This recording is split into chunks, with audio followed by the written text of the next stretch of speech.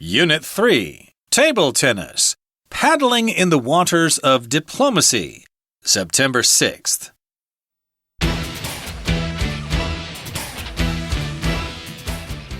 Having just finished dinner, you're up for some light exercise. Your friend suggests a game of table tennis.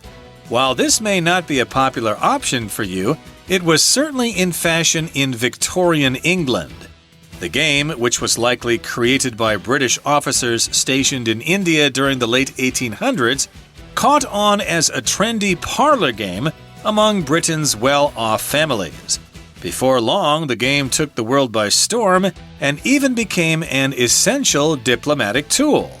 Table tennis began as an impromptu game in which players used books or cigar box lids as paddles.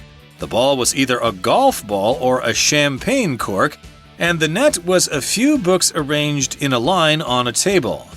After the turn of the century, game manufacturers began making expensive ping-pong sets. Tournaments started popping up first in the UK and then in the US. Later, the game spread to China and became a hit among the communist forces in the Chinese Civil War.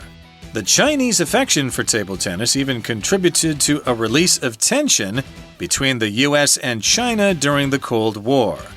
On April 6, 1971, the U.S. table tennis team was set up with an all-expenses-paid trip to visit China. The team first arrived in Hong Kong and then crossed the border into China. The event made them the first Americans to set foot in the country since the communist takeover of China in 1949. The event was applauded by Time magazine as the ping heard round the world, paving the way for President Richard Nixon's visit to and breakthrough with China.